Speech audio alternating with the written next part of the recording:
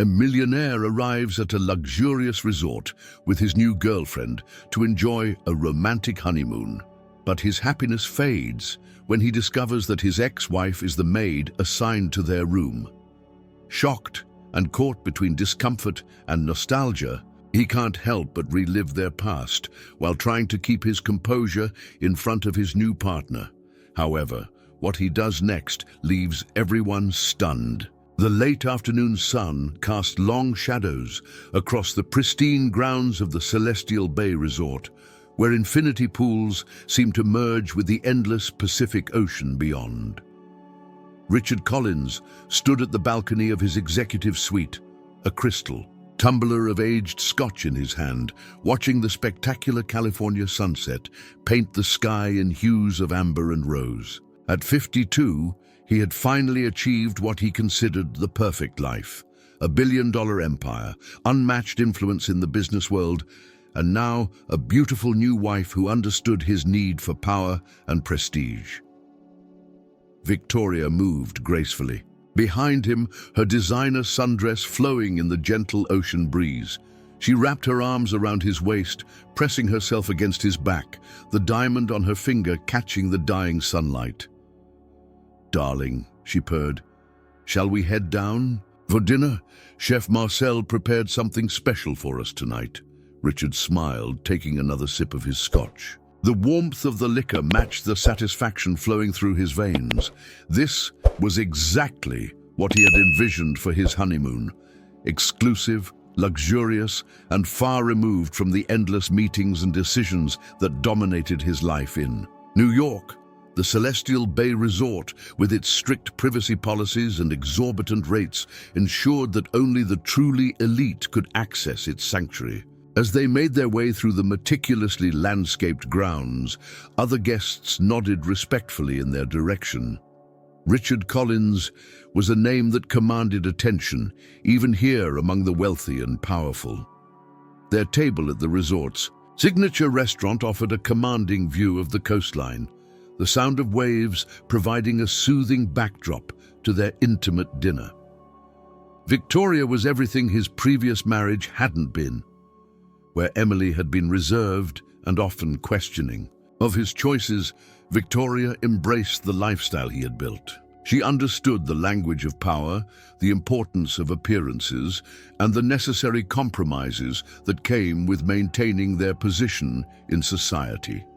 Yet, as the waiter poured their wine, a rare vintage that cost more than most people's monthly salary, something tugged at the edges of Richard's consciousness. Perhaps it was the way the setting sun reminded him of another sunset years ago, when a younger version of himself had promised Emily a lifetime of happiness. He pushed the thought away, focusing instead on Victoria's animated description of their planned yacht excursion for the following day. Their first course arrived, a masterpiece of culinary artistry that looked almost too perfect to eat. Richard found himself automatically reaching for his phone to check the latest market updates before catching himself. This was supposed to be their time away from it all, yet old habits died hard. Victoria noticed his gesture and placed her hand over his, her perfectly manicured nails contrasting against his tanned skin. 2 weeks, she reminded him softly. 2 weeks to forget about the world and just be us. You promised, remember? Richard nodded, letting his phone slip back into his pocket. She was right, of course. He had built his empire through relentless dedication and an inability to truly disconnect, but this honeymoon was meant to be different. This was their fresh start, their chance to build something that went beyond business deals and board meetings. As the evening progressed and the stars began to appear over the Pacific, Richard felt himself beginning to relax truly. The weight of his responsibilities seemed to lift slightly from his shoulders, carried away by the ocean breeze and the promise of uncomplicated days ahead. Little did he know that fate had other plans, and that the carefully constructed walls of his new life were about to face their greatest test. The next morning would bring a confrontation with his past that no amount of money or power could have prepared him for. But for now, in this moment of perfect contentment, Richard Collins believed he had finally found his happy ending. The following morning arrived with the kind of perfect weather that seemed exclusive to five-star resorts. Richard and Victoria had spent the morning by their private pool cabana, where attentive staff anticipated their every need before they could voice it. As the afternoon heat began to build, they decided to return to their suite to prepare for a couples massage scheduled for later that day. The sound of their door clicking shut behind them echoed through the expansive suite. Victoria immediately headed for the shower, leaving Richard to answer an urgent email from his CFO. He was so engrossed in his phone that he almost missed the soft sound of movement coming from their bedroom. "I'll just finish up here quickly," a familiar voice called out, clearly assuming the suite's occupants were still out. Richard's fingers froze over his phone's screen. That voice, he would have recognized it anywhere, even after 3 years.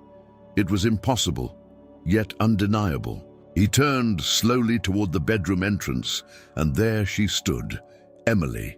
She wore the resort's standard housekeeping uniform, her long brown hair tied back in a practical bun.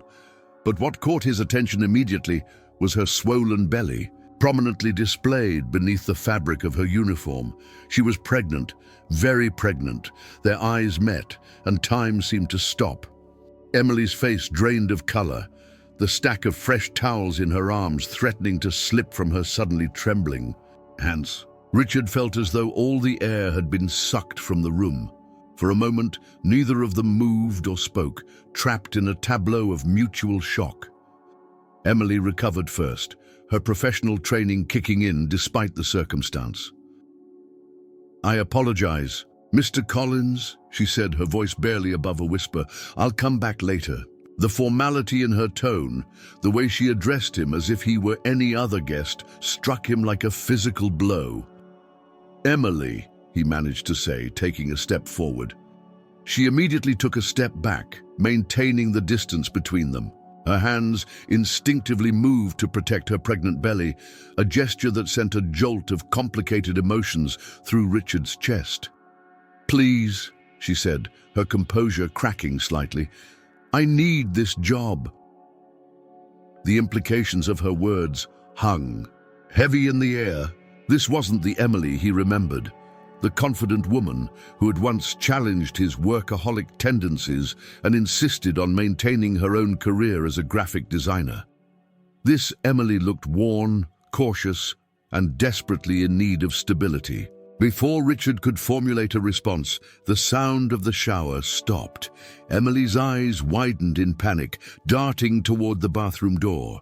Without another word, she turned and hurried toward the suite's exit, leaving behind one dropped towel in her haste to escape. Richard stood rooted to the spot, staring at the closed door. His mind raced with questions. Why was Emily working as a housekeeper? How far along was she in her pregnancy? What circumstances had brought her to this exact resort at this exact time? The coincidence seemed too precise to be accidental. The bathroom door opened, releasing a cloud of steam, and Victoria's hummed melody. "Darling, did someone come in? I thought I heard voices." Richard bent down to pick up the fallen towel, his fingers brushing against the soft fabric. "Just housekeeping," he replied, his voice carefully neutral. But his mind was already spinning with implications and possibilities. The pregnant belly suggested timing that he couldn't ignore. Their divorce had been finalized just over 3 years ago.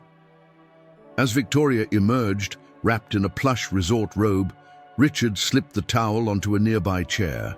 His perfect honeymoon sanctuary had suddenly transformed into something else entirely, a complex web of past and present, threatening to unravel the carefully constructed narrative of his new life. Through the suite's panoramic windows, the Pacific Ocean continued its eternal dance, waves rolling in and out with indifferent regularity. Richard found himself staring at the horizon, But instead of seeing the pristine view, his mind's eye kept returning to Emily's face, to her evident fear, and to the undeniable evidence of new life she carried. Something deep within him, something he thought he had buried years ago, began to stir. The couple's massage that afternoon felt like an exercise in endurance rather than relaxation. As expert hands worked to release the tension in his shoulders, Richard's mind raced through calculations. Emily had to be at least 7 months pregnant, maybe more. The timing aligned uncomfortably with their last encounter, a bitter meeting, to finalize the divorce proceedings where neither of them had been able to look the other in the eye. "You're very tense today, sir," the masseuse commented, working at a particularly stubborn knot. "Would you like more pressure?" Before Richard could respond, Victoria's voice floated across the room. "He's always carrying the weight of a world on his shoulders, aren't you, darling?" There was something probing in her tone, a subtle interrogation masked as casual conversation. Richard forced himself to exhale slowly. "Just some unexpected business matters," he replied, keeping his voice level. But Victoria wasn't so easily deflected. He could feel her studying him, even with her own eyes closed on the adjacent massage table. Later, as they dressed in their respective changing rooms, Richard pulled out his phone and did something he hadn't done in years. He opened his private email account, the one only his most trusted assistant knew about. His fingers hovered over the keyboard before typing out a brief message. "James, need discreet information about E's current situation. Priority level, immediate, usual protocols." The response came within minutes. "Understood, sir. We'll have preliminary report within 24 hours. When Richard emerged from the changing room, Victoria was waiting, looking radiant in a silk resort dress that probably cost more than what Emily now earned in several months. The thought made him uncomfortable in a way it wouldn't have just hours ago. "Shall we take a walk through the gardens?" Victoria suggested, linking her arm through his. "The concierge mentioned they have some rare orchids in bloom. Did you..." As they strolled through the meticulously maintained paths, Victoria maintained a steady stream of conversation about their evening plans, the yacht excursion tomorrow, the exclusive wine tasting she'd arranged. But Richard could sense her, watching him, noting every minute reaction. Every moment his attention drifted. They paused beside a koi pond, the fish creating lazy circles in the crystal-clear water. "You know," Victoria said, her voice taking on a careful quality that immediately put Richard on alert. "I ran into the most interesting person at the spa earlier. The manager mentioned they'd recently had some staffing issues. Apparently they've had to hire some less qualified people to fill positions quickly." Richard's pulse quickened, but he kept his expression neutral. "Is that so?" Victoria continued, trailing her fingers through the water. "It's shocking what some people will do to infiltrate these exclusive spaces. I heard one of the new hires even lied about her background check." She straightened up, fixing Richard with a pointed look. "We should probably make sure our suite is secured. You never know what might go missing with that sort of staff around." The implication was clear. Victoria knew something. Whether she had recognized Emily or simply sensed Richard's distraction, she was laying down her markers, establishing her position. It was a subtle warning, wrapped in concern and delivered with a smile. "I trust the resort's hiring practices," Richard replied firmly, but Victoria's smile only grew more pronounced.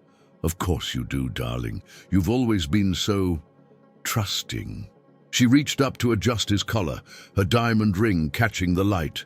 "That's why you have me now, to look out for your interests." As they continued their walk, Richard felt the walls of his perfect honeymoon paradise beginning to close in. Victoria's arm remained linked with his, but it felt less like affection and more like a guard ensuring her prisoner didn't stray. His phone weighed heavily in his pocket, waiting for James's report about Emily's circumstances.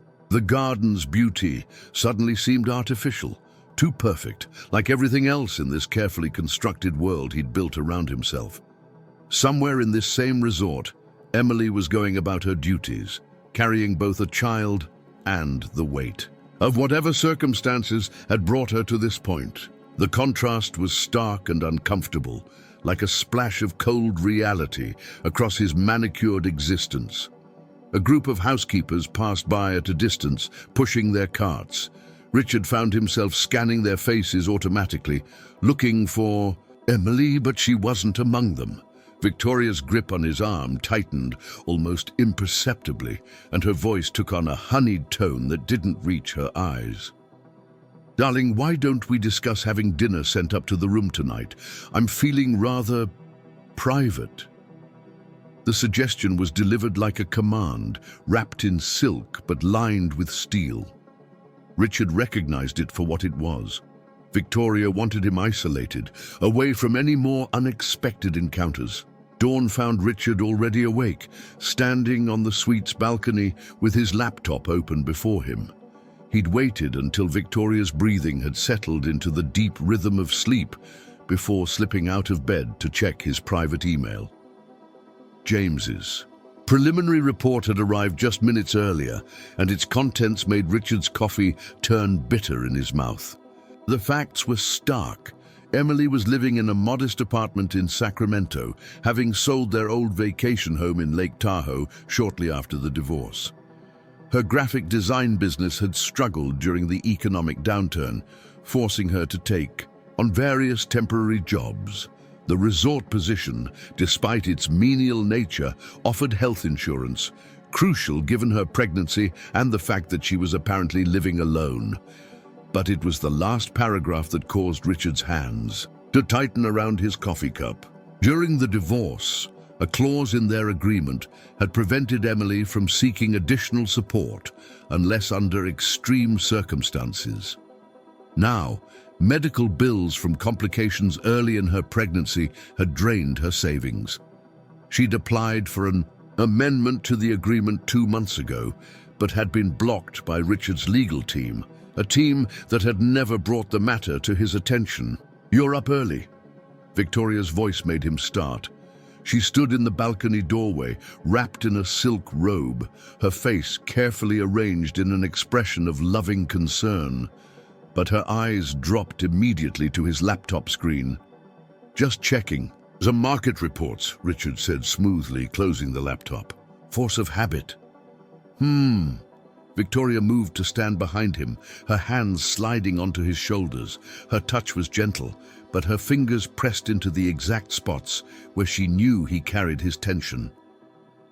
"You know what I love about you, Richard. Your dedication, your focus." Her lips brushed his ear. "When you want something, you pursue it single-mindedly." The double meaning in her words was clear. Richard forced himself to lean back into her touch, playing his part. "The markets never sleep." "Neither do secrets," Victoria replied softly. Before Richard could respond, she continued in a brighter tone. "I've arranged a surprise for today. A private cooking class with Chef Marcel.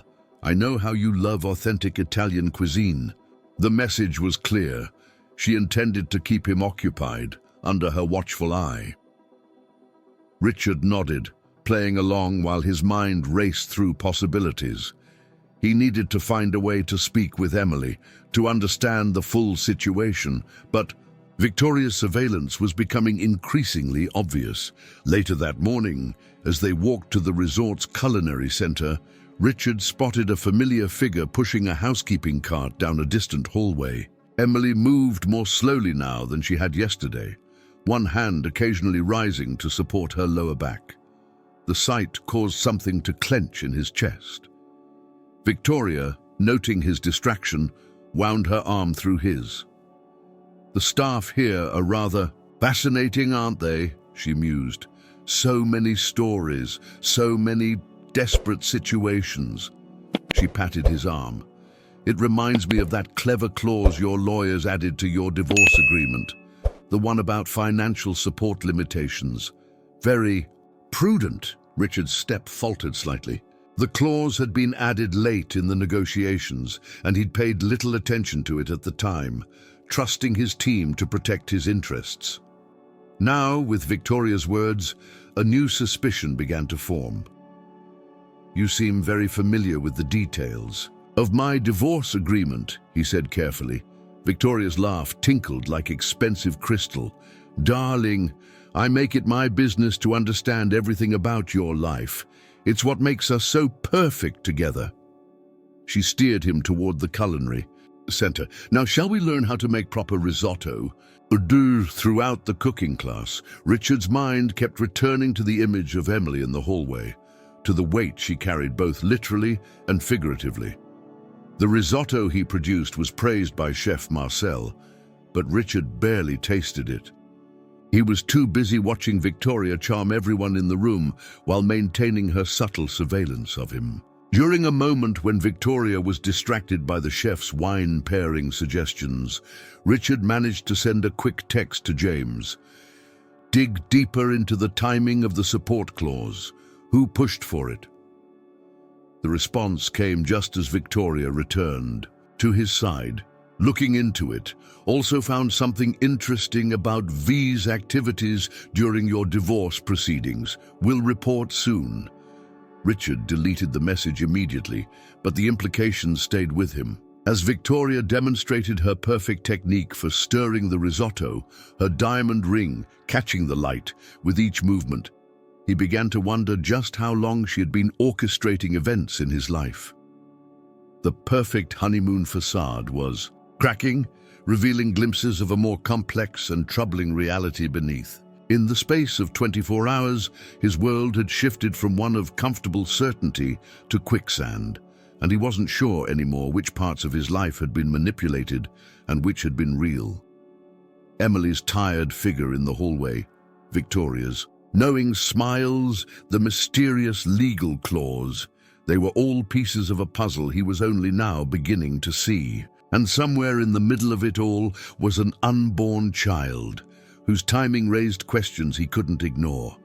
The yacht excursion had been postponed due to unexpected maintenance issues. At least, that's what the concierge had told them. Richard suspected Victoria's hand in the change of plans, another calculated move to keep him within the controlled environment of the resort.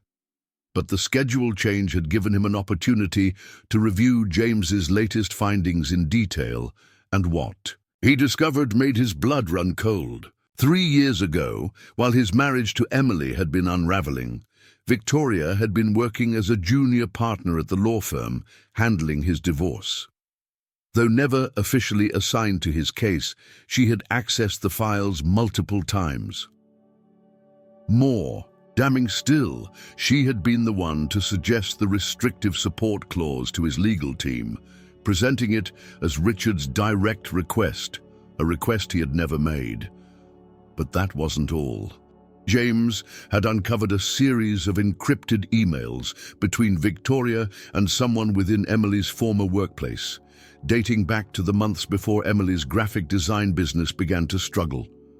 The contents of those emails remained inaccessible, but the timing was suspicious. Richard sat in the resort's business center, ostensibly reviewing quarterly reports, while Victoria enjoyed her spa treatment. His fingers moved across the keyboard, composing a note he wasn't sure he'd ever deliver. "Emily, I've recently learned some disturbing information about the circumstances surrounding our divorce. The support clause was never my intention. We need to talk, privately and safely." He printed the note, folded it carefully, and slipped it into his pocket. The question now was how to deliver it without Victoria's knowledge. The opportunity came sooner than expected. As they walked through the resort's lobby that afternoon, a commotion broke out near the front desk. A guest was loudly complaining about missing jewelry, drawing everyone's attention, including Victoria's. Richard recognized several of the housekeeping staff gathering nearby, Emily among them. "Darling," he said to Victoria, "why don't you see if you can help? You have such a way with people." It was a calculated risk, playing to her ego and her desire to be seen as influential. Victoria hesitated for a moment, her eyes searching his face, but the allure of demonstrating her social prowess won out. As she glided toward the growing crowd, Richard moved quietly in the opposite direction, toward where Emily stood partially, hidden behind a decorative palm. "Supply closet, end of the east corridor," he murmured as he passed, dropping the folded note near her cart. 5 minutes. He didn't wait for her response, instead making his way to the bar where he could be clearly seen ordering a drink. Only after he was certain Victoria was fully engaged with the jewelry situation did he slowly make his way toward the east corridor. The supply closet was dim and smelled of cleaning products. Emily was already there, his note crushed in her trembling hands. She looked even more tired up close, dark circles visible beneath her eyes despite careful makeup. "You have 2 minutes," she said quietly. "That's all I can risk. The clause in our divorce agreement, I never asked for it. I've just discovered that Victoria..." "Victoria?" Emily's laugh was bitter. "You mean the woman who spent months orchestrating my financial ruin? Who somehow knew about every bid my company made, every client meeting, always managing to undercut me or cancel at the last minute? That Victoria?" Richard felt as though he'd been struck. "What are you saying?" "I'm saying that your perfect new wife was destroying my life long before she became your wife." Emily's hand moved protectively over her belly. "But I survived. I adapted, and I won't let her take anything else from me." Before Richard could respond, they heard the distinct sound of Victoria's voice in the corridor outside. Emily's eyes widened in panic. "Go," Richard whispered urgently. "Use the service corridor." He quickly pulled out his business card and scribbled a number on the back. "This is my private line. If you need anything at all, call me." Emily hesitated for a fraction of a second before taking the card. Then she was gone, slipping away through the back exit just as Victoria's footsteps approached. Richard quickly grabbed a towel from a nearby shelf. When Victoria opened the door, he was examining it with apparent interest. "Darling." Victoria's voice was honey-sweet, but her eyes were sharp. "What are you doing in here?" "Looking for extra towels," he replied smoothly. "The ones in our suite aren't as thick as I'd like." "How domestic of you," Victoria purred, but her expression suggested she wasn't entirely convinced. "Though I must say this isn't very hygienic." She wrinkled her nose at the cleaning supplies. "Let's go back to our suite. I've arranged for a private dinner on our balcony, just the two of us." As they walked back, Victoria's hand firmly gripping his arm, Richard's mind raced with the implications of what Emily had told him. The scope of Victoria's manipulation was greater than he'd imagined, and he had a sickening feeling he'd only scratched the surface. The business card he'd given Emily felt like a lifeline thrown into dangerous waters, but as Victoria steered him toward their suite, her grip never loosening, he wondered who was really trapped in the deeper current. The private dinner Victoria had arranged felt more like an interrogation than a romantic evening. She'd ordered all of Richard's favorites, a detail that now struck him as calculating rather than caring. Each perfectly curated dish came with probing questions and careful observation of his reactions. "I spoke with the resort manager about that unfortunate jewelry incident," Victoria mentioned, swirling her wine. "Apparently, they've had several similar complaints recently, all since they started hiring temporary staff." Her eyes fixed on Richard over the rim of her glass. "I've suggested they do a thorough background check on all their new employees." Richard maintained his composure, though his heart rate quickened. "That seems excessive for what was likely just a misunderstanding. Better safe than sorry." "Darling," Victoria's smile didn't reach her eyes. "We wouldn't want anyone taking advantage of the situation, would we?" Just then, Richard's phone buzzed with an incoming message. Victoria's gaze immediately snapped to his pocket. "Work never rests, does it?" Her tone was light, but her fingers tightened around her wine stem. It was from James, and the preview visible on his screen made Richard's breath catch. Urgent. Medical records found. E. hospitalized 3 months ago. You should take it, Victoria said, her voice too controlled. It might be important. Richard knew it was a test. If he checked the message now, he'd reveal his hand. Instead, he turned the phone face down. Nothing that can't wait until tomorrow. Victoria's smile widened fractionally, a predator pleased with its prey's submission. But as she launched into a detailed discussion of their plans for the next day, Richard's mind was racing. He needed to see that message. His opportunity came an hour later when Victoria went to take her evening bath, a ritual she'd maintained since their first day at the resort. The moment the bathroom door closed, Richard retrieved his phone. James's full message made his stomach turn. Urgent. Medical records found. E. hospitalized 3 months ago for pregnancy complications. Blood pressure crisis. Doctor's notes mention extreme stress from financial situation. Also found V made large payment to someone at E's former bank 3 weeks before her loan application was denied. There's more. Call when safe. A soft chime from the bathroom made Richard quickly delete the message.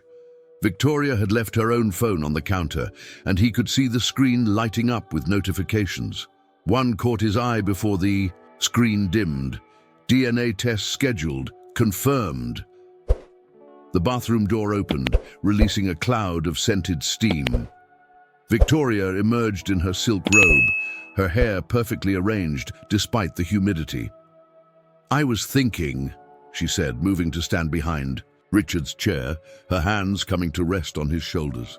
Perhaps we should extend our stay here. You seem so interested in the place. Her fingers dug slightly into his muscles, and Richard forced himself not to tense. The office needs me back next week. The office? Victoria's laugh was musical, but held an edge. Darling, you own the company. The office needs whatever you say it needs. She leaned down, her lips close to his ear. Besides, I think we should keep a close eye on certain situations here. Don't you? Before Richard could respond, a commotion erupted in the hallway outside their suite. There were hurried footsteps and urgent voices, then a cry of pain that he recognized immediately. Without thinking, Richard stood up, moving toward the door. Victoria's hand shot out, gripping his arm. Where are you going? Someone might need help, he said, trying to keep his voice neutral. The staff will handle it. Victoria's grip tightened. It's not our concern. Another cry came through the door, followed by someone saying, get her to the medical station. Richard's muscles coiled with the need to act, but Victoria's perfectly manicured nails dug into his flesh.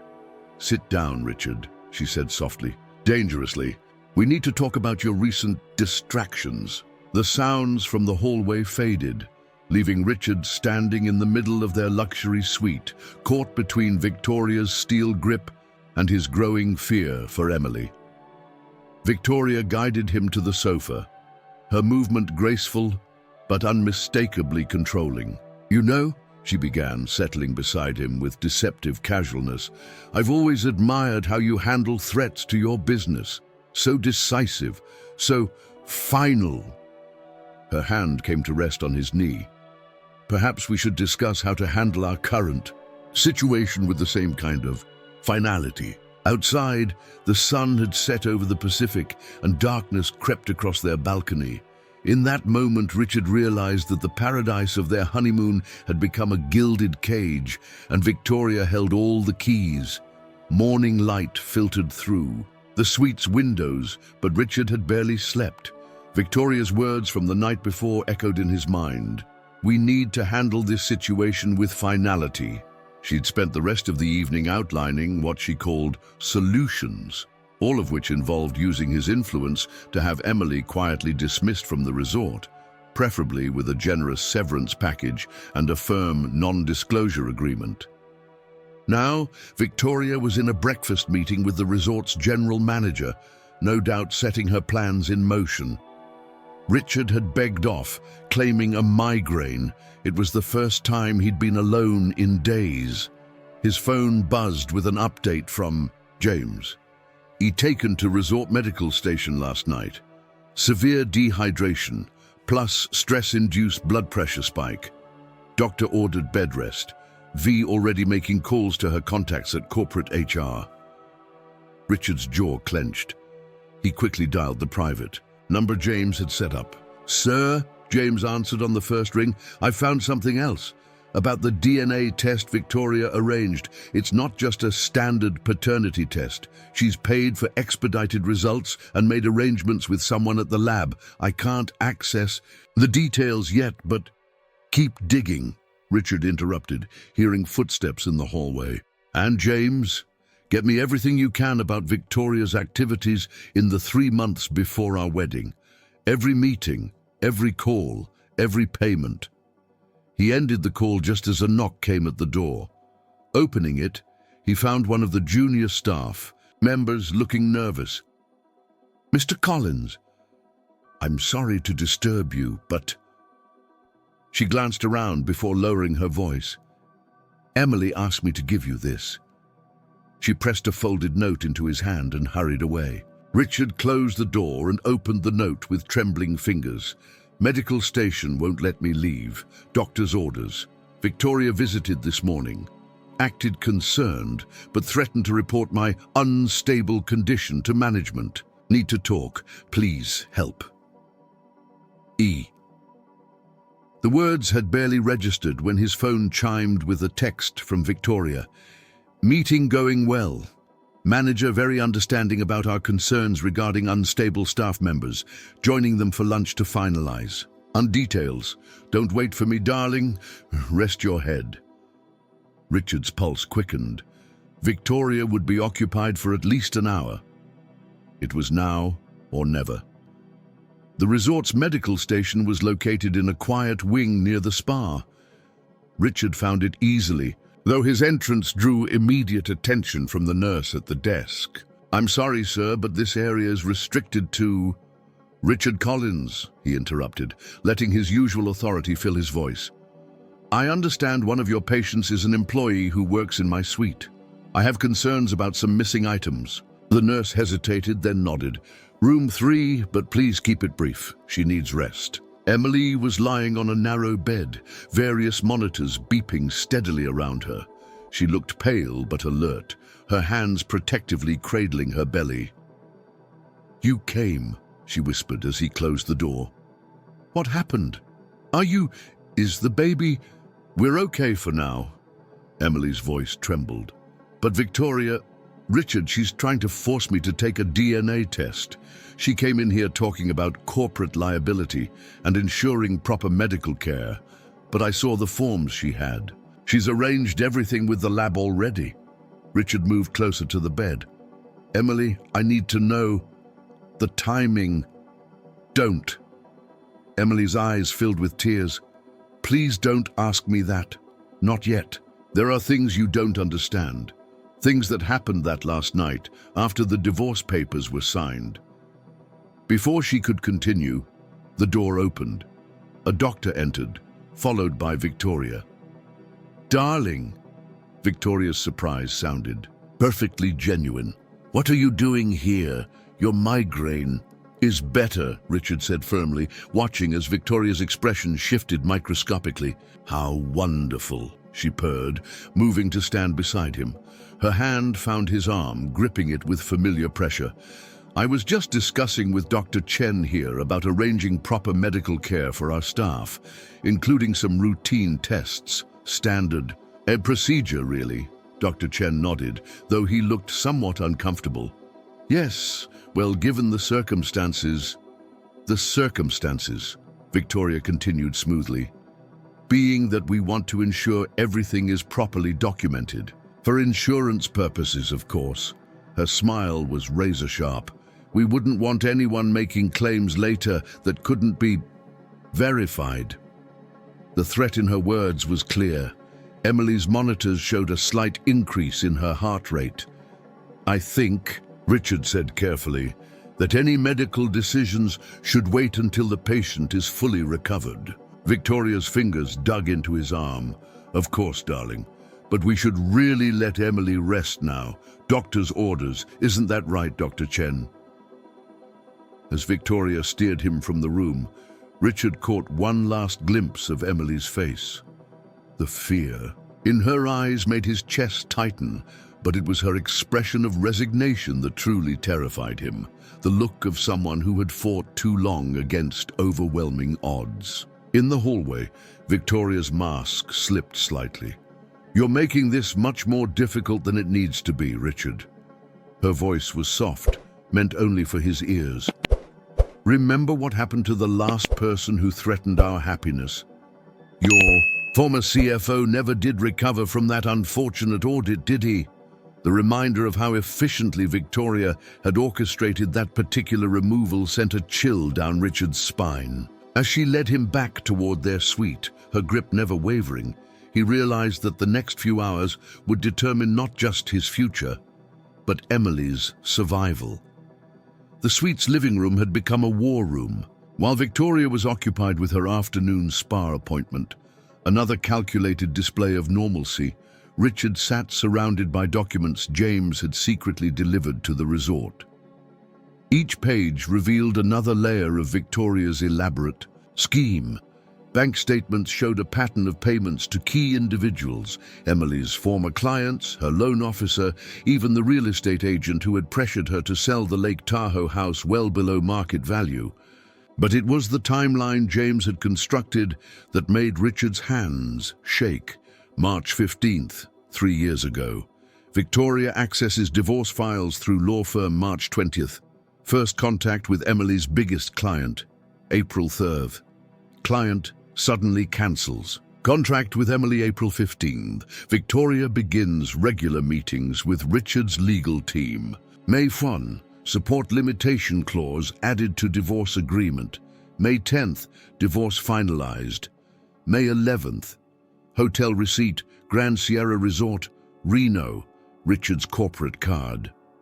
August 1st, Emily's loan application denied. September 15th, Victoria accidentally meets Richard at charity gala. Richard stared at the May 11th entry, memories of that night flooding back. He'd been devastated by the divorce, drinking heavily at the hotel bar. Victoria had appeared, offering sympathy and understanding. He'd woken up in his room the next morning with only fragments of memory and a pounding headache. Victoria had been gone, leaving only a kind note about giving him space. Now, 3 years later, Emily was pregnant and Victoria was desperately pushing for a DNA test. His phone buzzed with a new message from James. Found it. V made payment to hotel security. That night, obtained footage, sending link now. Before Richard could open the link, another message came through, this one from an unknown number. Mr. Collins, this is Annie from the medical station. Emily's blood pressure is spiking again. She's asking for you. Please hurry. Richard quickly gathered the documents, securing them in the room safe. As he turned to leave, he nearly collided with Victoria in the doorway. Going somewhere, darling? Her voice was soft, but her eyes were cold. She held up her phone, showing Annie's message. Your little nurse friend should really be more careful about which number she texts. Richard straightened, dropping all pretense. How long have you been monitoring my phone? Since the beginning. Victoria moved into the room like a cat stalking its prey. Did you really think I'd leave anything to chance? That night in Reno wasn't chance either. You were so broken, so vulnerable. The perfect moment to step in and console you. What did you do that night, Victoria? Her laugh was chilling. I made sure you'd need me. A few carefully chosen words while you were drinking, some suggestions about Emily's supposed infidelity, and you were ready to drown your sorrows. The rest was just chemistry. She smiled. Of course, I made sure you were too confused the next morning to remember the details. And now, 9 months later, Emily's baby, Richard breathed, the implications hitting him full force. Might be yours. Victoria's smile turned cruel. That's what the DNA test will tell us. Well, that's what my version of the test will tell us. The lab knows exactly what results to report. You're insane. I'm thorough, she corrected. Everything I've done, destroying Emily's business, manipulating the divorce, arranging that night in Reno. It was all to secure my position, and I won't let some pregnant housemaid ruin it now. A commotion in the hallway interrupted them, rushing footsteps and urgent voices. Victoria's phone buzzed with an alert. Her face paled as she read it. "No," she whispered. "She's not. Due for weeks." Richard was already moving, pushing past her toward the door. This time, Victoria didn't try to stop him. Instead, she called after him, her voice carrying a warning. "Think carefully about what you're doing, Richard. Remember who really has the power to destroy everything you've built." But Richard was already running down the hallway. His heart pounding. The timeline, the manipulation, the baby, it all made horrible sense now. Victoria hadn't just orchestrated their marriage. She'd orchestrated everything that led to it, including what might have happened that night in Reno. As he rounded the corner toward the medical station, he could hear Emily's voice crying out in pain. The sound galvanized him. Victoria's carefully constructed web of manipulation was unraveling, but right now, none of that mattered. The only thing that mattered was getting to Emily and ensuring that both she and the baby, possibly his baby, were safe. Behind him, he could hear Victoria's heels clicking on the marble floor, following at a measured pace. She was no longer trying to stop him physically. Instead, he could almost feel her watching, calculating, planning her next move in this elaborate game she'd been playing all along. But for the first time since this nightmare began, Richard felt like he was finally seeing the board clearly. The question now was whether that clarity had come too late. The medical station had transformed into organized chaos. Dr. Chen was barking orders as nurses rushed to stabilize Emily, whose face was contorted in pain. The monitors surrounding her bed beeped with increasing urgency. "BP's too high," a nurse called out. "Baby's showing signs of distress." "We need to get her to Sacramento Memorial," Dr. Chen announced. "The resort's facilities aren't equipped for premature delivery complications." Richard pushed through the crowded room to Emily's bedside. Her hand found his immediately, gripping with surprising strength. "Richard," she gasped, "I need to tell you that night in Reno." "Shh," he soothed, wiping sweat from her forehead with a cool cloth. "Save your strength. We can talk later." "No," Emily insisted between contractions. "You need to know. I was there. I saw her. Victoria." Another contraction hit, cutting off her words. "Clear the room," Dr. Chen ordered. "We need to prep her for transport." "He stays," Emily managed through clenched teeth, maintaining her grip on Richard's hand. The doctor nodded reluctantly. From the doorway came Victoria's carefully modulated voice. "Darling, perhaps we should let the medical team do their job." She stood there in her designer resort wear, looking impossibly put together amidst the emergency. After all, this isn't really our concern. But Richard saw something new in Victoria's expression, a crack in her perfect facade. Fear. Not of losing him, but of losing control of the narrative she'd so carefully constructed. "Actually," came a new voice from behind Victoria, "this is very much Mr. Collins' concern." James stood in the hallway, tablet in hand. "Sir, I have the security footage from the Grand Sierra Resort. Would you like to see what really happened that night in Reno?" Victoria's composure slipped further. "This isn't the time for—" "Show me," Richard commanded, never letting go of Emily's hand. James stepped forward, turning the tablet so everyone could see. The footage was grainy but clear enough. Richard at the hotel bar, Victoria approaching, the carefully orchestrated sympathy. But then came footage Victoria clearly hadn't known existed. Footage from a service corridor showing Victoria meeting with someone, exchanging what looked like payment. then the same person slipping something into Richard's drink while Victoria distracted him with conversation. "You drugged me," Richard said quietly, the full impact of Victoria's manipulation finally clear. "I protected you," Victoria snapped, her carefully cultivated poise cracking completely. "You were weak after the divorce. You needed someone strong, enough to do whatever it took to secure your future, our future. By destroying mine," Emily's voice was strained but fierce. "I saw you that night, Victoria. I'd come to return Richard's watch. He'd left it at the lawyer's office. I saw you with that man, saw what you did to Richard's drink. But when I tried to reach him, your hired security blocked me, called me unstable, threatened to have me arrested." Another contraction racked Emily's body. The monitor's beeping became more insistent. "We need to move her now," Dr. Chen insisted. Victoria stepped forward, her voice taking on a dangerous edge. "The DNA test results are already arranged. One call from me and already taken care of," James interrupted, holding up his phone. "I have signed confessions from the lab technician and the security guard about your arrangements.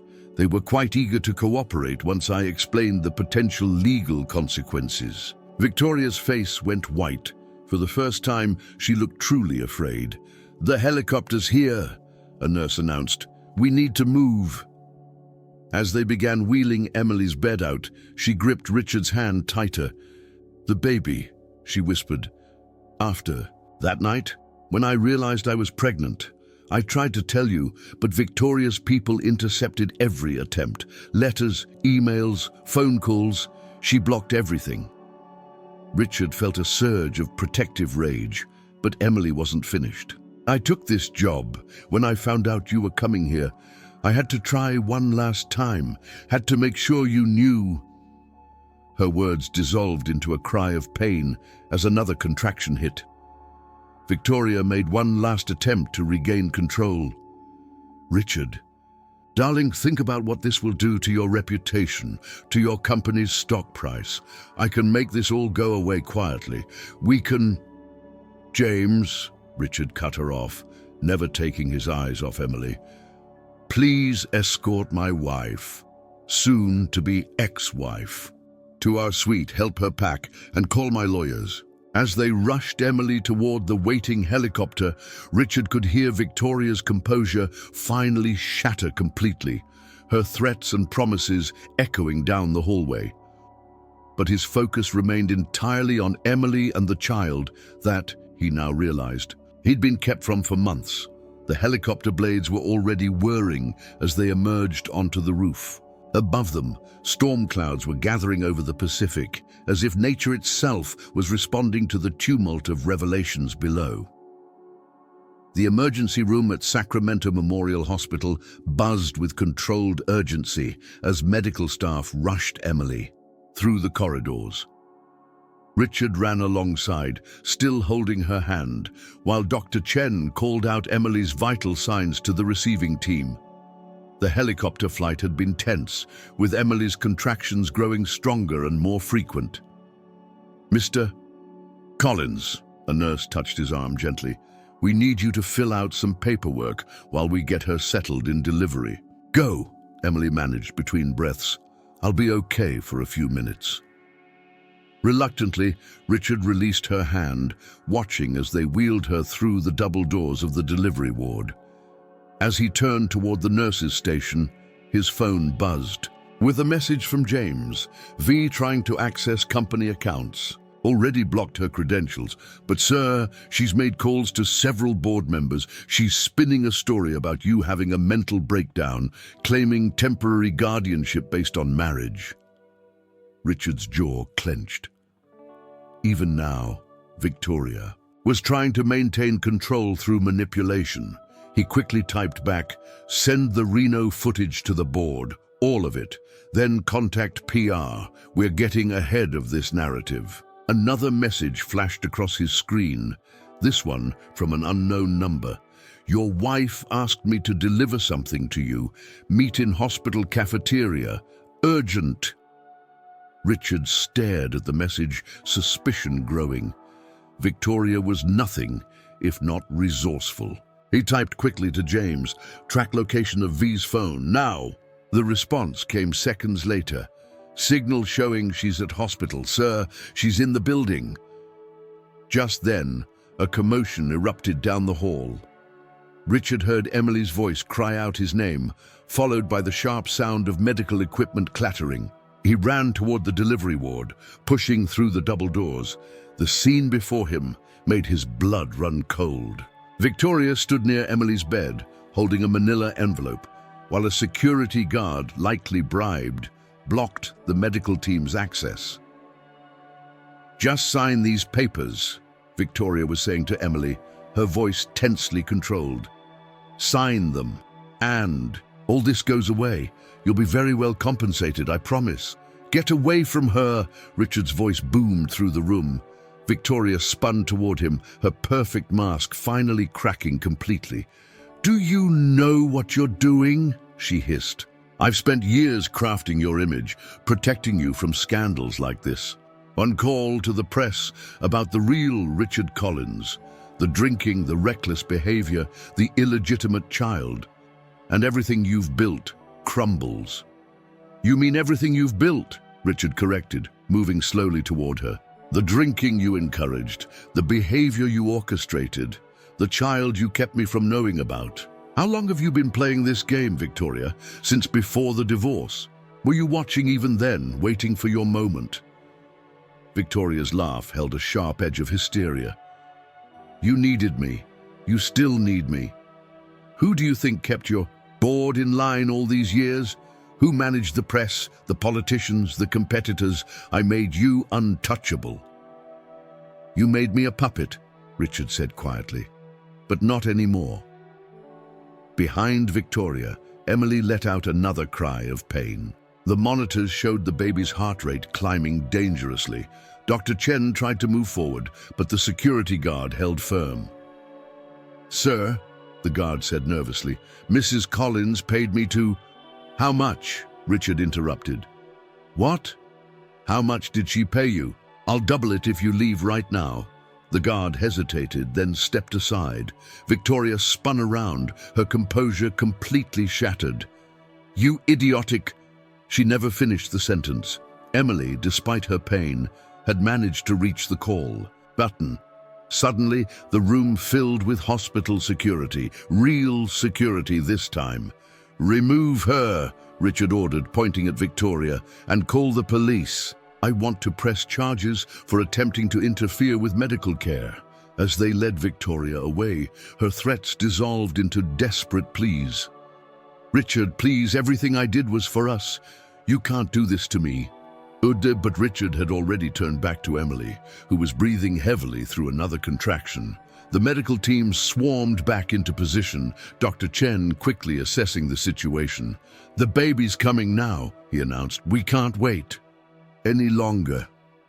Richard took Emily's hand again, his other hand smoothing back her sweat-dampened hair. "I'm here," he whispered. "I'm not leaving again." Outside the window, the storm that had been threatening all day finally broke. Rain lashed against the glass as thunder rolled across the sky. But inside the delivery room, as Emily fought to bring their child into the world, a different kind of storm was ending.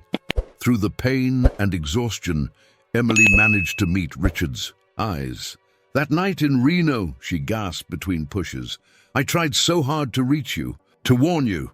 "I know," Richard soothed. "I know everything now." "Push, Emily!" Dr. Chen commanded. "The baby's almost here." Emily's grip on Richard's hand tightened impossibly as she gave one final tremendous push. Thunder crashed outside, and then, cutting through it all, came a new sound, the strong, healthy cry of their child entering the world.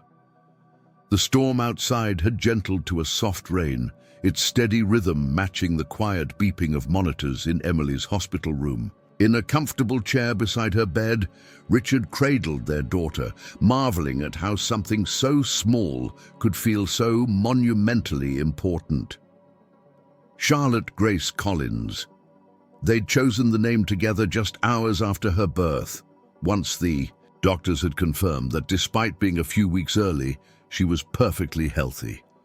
Emily stirred in her sleep, and Richard found himself studying her face. The exhaustion was still evident, but there was a peace there he hadn't seen since their encounter at the resort. The nurses had helped her shower and change into fresh clothes, washing away the last physical traces of the ordeal they'd been through. His phone lay silent on the side table. James had been handling everything. Victoria's arrest for attempted medical interference and conspiracy, the board's unanimous support after seeing the Reno evidence, the press statement about Richard's impending divorce, and the joyful discovery of his daughter. The public narrative was being carefully crafted, but for once, Richard didn't care about the headlines. "She has your eyes," Emily said softly, and Richard realized she was awake, watching them. "But your nose, thank goodness," he replied, smiling, "and hopefully your artistic talent rather than my skill with spreadsheets." Emily laughed, then winced slightly. "Don't make me laugh yet. Everything still hurts." Richard stood carefully, moving to sit on the edge of her bed while still cradling Charlotte. "I've been thinking," he said quietly, "about everything we lost because of Victoria's manipulations. All the moments I should have been there for, the first ultrasound, the first kick. We can't get those back," Emily said gently. "But we're here now. I want to be here for all the moments to come," Richard continued, "not just as Charlotte's father, but—" He hesitated, then pushed forward. "Emily, I know we can't just pick up where we left off. Too much has happened, but I'd like a chance to rebuild, to do things right this time." Emily was quiet for a long moment, looking at their daughter. "The night you left your watch at the lawyer's office," she finally said. "I almost didn't go to return it. I was so angry, so hurt by how easily you'd seemed to accept the divorce. But something made me drive to Reno. When I saw Victoria with that man, watching them plan everything, I tried so hard to reach you." "I know," Richard said softly. "James found the security footage. They physically prevented you from entering the bar area. After that night, when I realized I was pregnant, Emily's hand moved to touch Charlotte's tiny fingers. Victoria's people were everywhere. Every time I tried to contact you, something would go wrong. My emails would bounce back. My calls would be redirected. My letters would disappear. She even had people watching my apartment. But you never gave up," Richard said. "You took that job at the resort, knowing we'd be there." "It was my last chance," Emily admitted. "I was running out of options, out of money. The pregnancy complications had eaten through my savings. When I saw the resort was hiring and then noticed your name on the upcoming guest list," she smiled slightly, "it felt like fate." "Fate," Richard mused, "or perhaps justice." Victoria was so focused on maintaining her perfect narrative that she never considered the simple power of truth. A soft knock at the door interrupted them. James entered quietly, his usual efficiency tempered by the presence of the newborn. "Sir, I apologize for disturbing you, but there are some developments you should know about. Victoria's been formally charged. The evidence was substantial." "But there's something else," he paused, glancing at Emily. "We found her private records. She's been doing this for years, with other wealthy men. You weren't the first target, just the most successful one." Richard felt Emily's hand cover his. "Are you okay?" she asked softly. He looked down at Charlotte, peaceful in his arms, then at Emily's concerned face. "You know what? I really am. For the first time in years, I feel free." James cleared his throat. "There's one more thing. The Lake Tahoe house, the one Victoria pressured Emily to sell, the buyers were a shell company. Victoria kept it, thinking she'd surprise you with it after the wedding. The deed's still in escrow. We can reverse the sale." Emily's eyes widened. The house. All my artwork was there, my studio. It's all still there, James confirmed. Nothing was touched. Richard looked at Emily, seeing the mix of hope and hesitation in her face. The lake was always your favorite place to paint, he said quietly. It was where I felt most creative, she agreed. Most myself.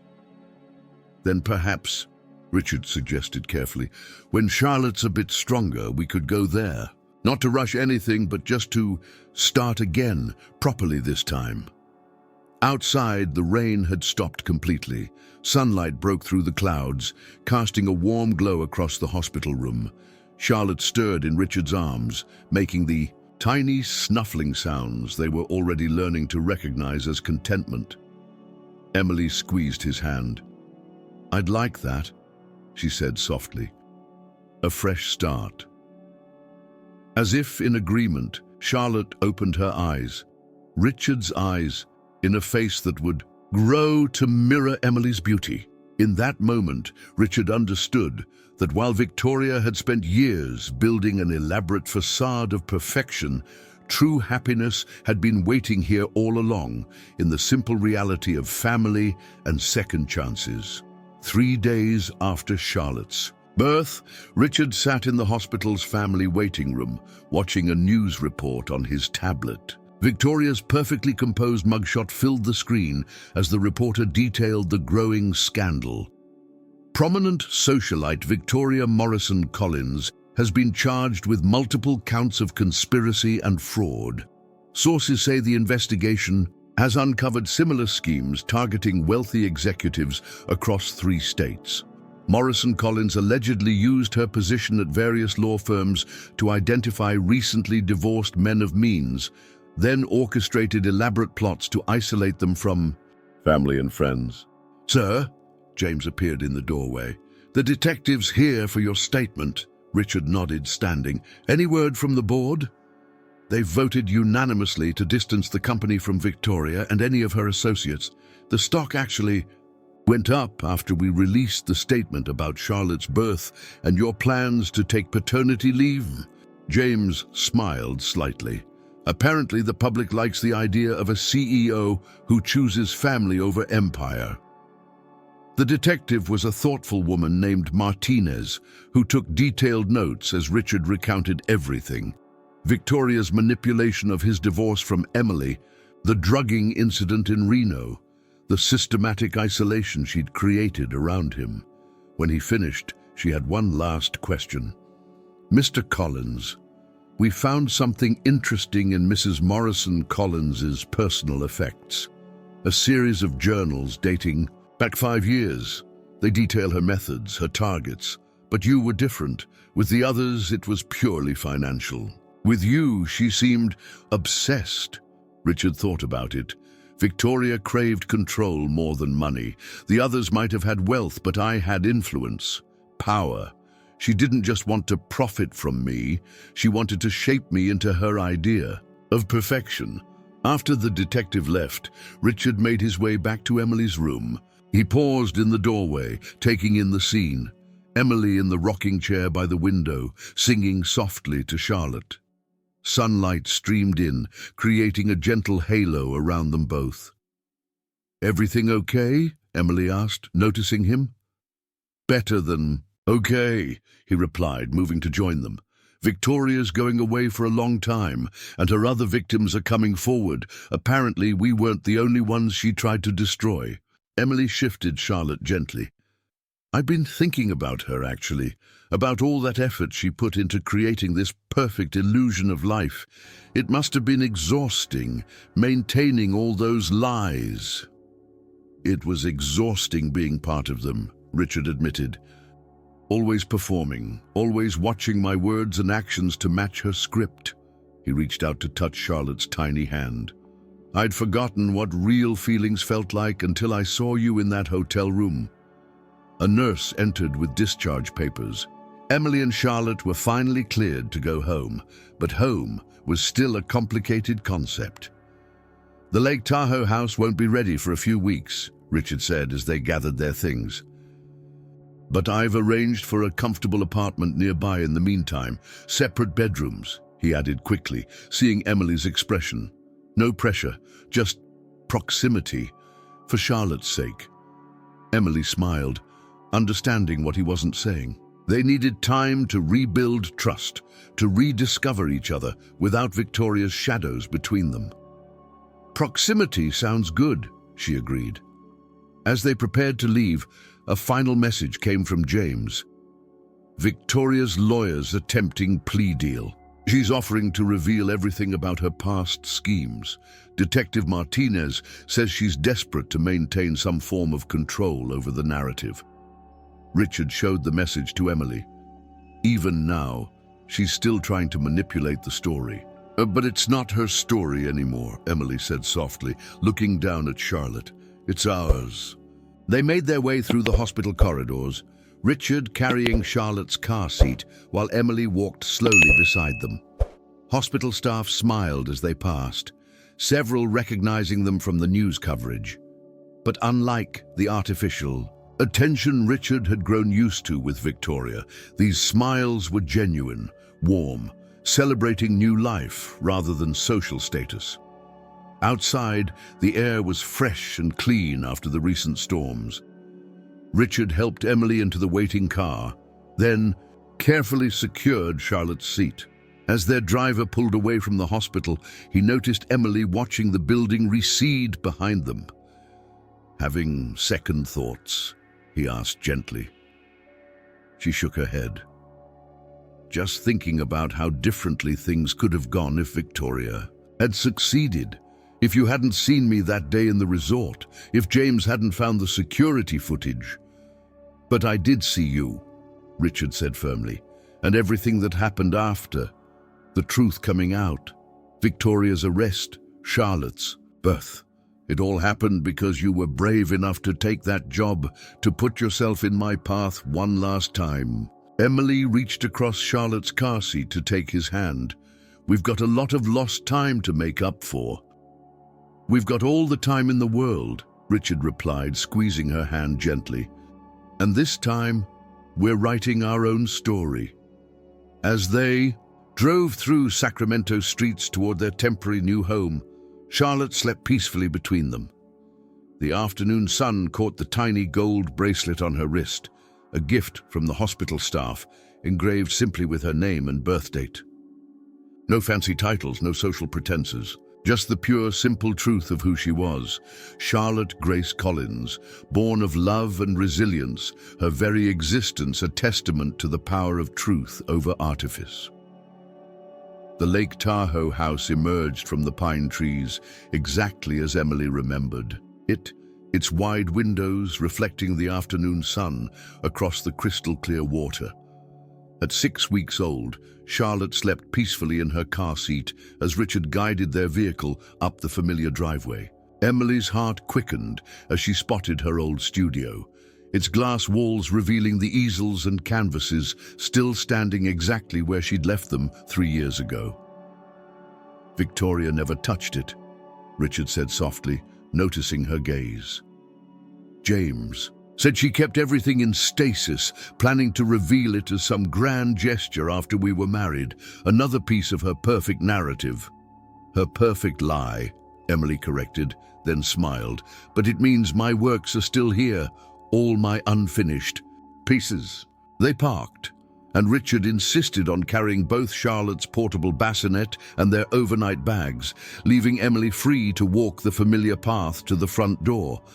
Her hand trembled slightly as she turned the key, not from weakness, as her recovery from the birth had been smooth, but from the weight of memories this place held. The house smelled of pine and lake air, with lingering traces of her old lavender cleaning products. Housekeepers had prepared for their arrival, dusting and airing out rooms that had sat unused for years. But it wasn't the pristine cleanliness that caught Emily's attention. It was the painting still hanging above the fireplace, one she'd done during their first year of marriage. I always loved that piece, Richard said, setting down their bags. The way you captured the lake at sunset, how the colors seemed to shift depending on where you stand. He paused, adjusting Charlotte's sleeping form in the bassinet. It was the first thing Victoria tried to remove when she started redecorating my penthouse. I wouldn't let her. Emily turned to him, surprised. You kept my art? In storage, where she couldn't get to it. I told her it was valuable, that selling it would be financially unwise. He smiled ruefully. It was the only way she'd accept keeping it, turning your artwork into an investment strategy. Charlotte stirred, making the tiny snuffling sounds that usually preceded hunger. Emily lifted her, settling into the window seat that had once been her favorite reading spot. As she nursed their daughter, Richard moved through the house, opening windows to let in the fresh mountain air. Your studio is exactly as you left it, he called from the hallway. Even that half-finished landscape of the winter sunrise is still on the easel. Emily closed her eyes, remembering that morning. It had been just weeks before their marriage began to unravel, before Victoria had started orchestrating their separation. I never got to finish it. The light was so perfect that day, but I had a client meeting. You could finish it now, Richard suggested, returning to the living room. The view hasn't changed. Charlotte finished nursing, and Emily carefully adjusted her clothing. Everything's changed, she said softly, but without bitterness, and maybe that's not a bad thing. Richard sat beside them, careful not to crowd, but close enough to share in the moment. I've been thinking about change, he said, about what you said in the hospital, about Victoria's exhausting perfect illusion. He reached out, letting Charlotte grab his finger with her tiny hand. I don't want that kind of life anymore. The constant performance, the strategic appearances, the calculated relationships. What do you want? Emily asked. This, he said simply, real moments, messy, unplanned, authentic moments. I want to wake up early with Charlotte and let you sleep in. I want to see you paint again, watch you lose track of time when the light is just right. I want to learn how to be a father, a partner. He paused, glancing at her, and maybe someday a husband again, a better one this time. Emily felt tears threatening but held them back. We've barely started rebuilding, she reminded him, gently. I know, Richard assured her. I'm not proposing, not yet. I'm just acknowledging the possibility, letting you know that door is open, whenever and if ever you want to walk through it. Charlotte had drifted back to sleep, her tiny face peaceful. Emily stood carefully, moving to place her in the bassinet. Through the windows, she could see the lake shimmering in the late afternoon light, the same view that had inspired countless paintings. My art supplies are probably all dried up, she mused. Already taken care of, Richard said. James had everything replaced. Fresh canvases, new paints, all your preferred brands. Emily turned to him, understanding the gesture for what it was. Not an attempt to buy her affection, but an acknowledgement of her identity beyond their shared history and new parenthood. Thank you, she said softly. There's something else, Richard added. I've been talking with some galleries in Sacramento about your work, not through my connections or influence, just sent them photos of your pieces. 3 of them want to show your lake series. Emily's heart jumped. Really? Really? On your own merit, Emily. No strings, no pressure, no perfect image to maintain, just your talent, your vision. Outside, a boat crossed the lake, its wake spreading in gentle ripples toward the shore. Emily watched them reach the beach below their house, each wave unique and unplanned. Like their new life together, uncertain in its final pattern, but beautiful in its natural progression. I think, she said slowly, I'd like to see my studio now. And maybe tomorrow morning, if the light is right. Richard smiled, understanding. The sunrise here is still spectacular, and this time there are no client meetings to interrupt you. As they walked toward the studio, Charlotte sleeping peacefully in the bassinet Richard carried, Emily felt a sense of rightness settle over her. This wasn't the perfect, polished life Victoria had tried to create. It was better, real, raw, and entirely their own. 6 months had passed since their return to Lake Tahoe. The morning sun streamed through the studio windows, catching the gold and amber highlights in Charlotte's hair as she lay on her playmat, reaching for the mobile. Emily had crafted from painted driftwood and tiny mirrors. Each piece spun gently in the breeze from the open doors, casting dancing lights across the canvas where Emily worked. The painting was nearly complete, a scene of the lake at dawn, but unlike her previous works, this one included figures. A man standing on the deck holding a baby, their silhouettes soft against the rising sun. It was the first piece in what the galleries were calling her New Beginnings series, and already there was significant interest from collectors. The sound of Richard's footsteps on the studio's wooden floor made Emily smile. He'd developed a habit of bringing her coffee each morning, often finding her already at work while Charlotte played nearby. The difference from their first marriage was stark. Where once he might have gently suggested she attend a business lunch or charity event, now he simply settled into the comfortable chair they'd placed in the corner, content to share the peaceful moment. "The prosecutor called," he said quietly, setting her coffee beside her easel. "Victoria's plea deal is finalized. 20 years, with no possibility of early release. They found evidence of similar schemes dating back a decade." Emily added a subtle highlight to the water's surface before responding, "How do you feel about that?" Richard sat down, reaching out to let Charlotte grab his finger, her favorite game these days. "Relieved," he said after a moment. "Not just about the sentence, but about finally understanding what happened to us. To all of us." The all of us referred to the support group that had formed among Victoria's victims and their families. Through their shared experiences, they'd found healing and friendship, transforming Victoria's web of manipulation into a network of genuine connections. "The gallery called too," Richard continued, a hint of pride in his voice.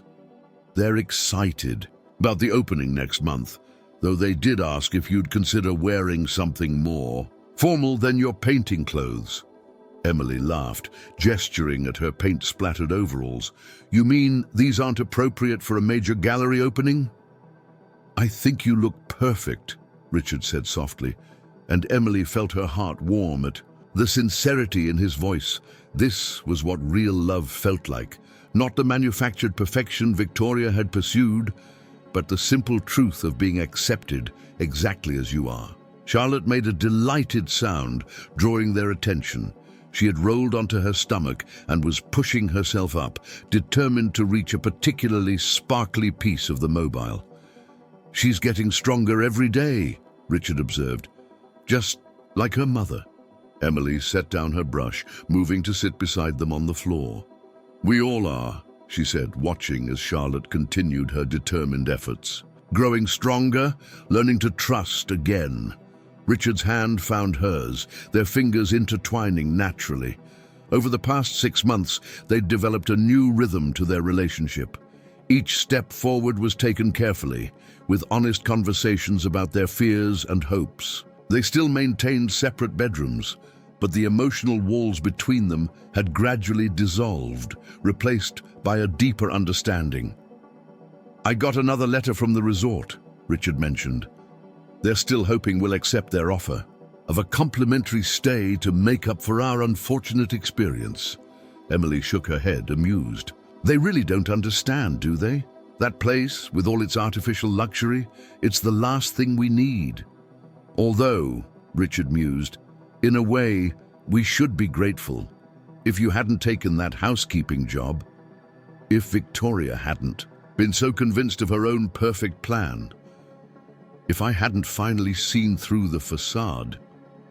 Charlotte chose that moment to succeed in her mission, her small hand finally catching one of the mirrored pieces. The morning light fractured through it, sending rainbows dancing across the studio walls. Emily caught Richard's eye, seeing her own joy reflected there. "I've been thinking," she said carefully, "about what you said that first day back here, about doors being open." Richard's hand tightened slightly around hers, but he remained silent, letting her continue. "I'm not ready for marriage again," Emily said. "Not yet. But..." She looked around the studio, at the painting in progress, at Charlotte discovering her world, at the life they were carefully building together.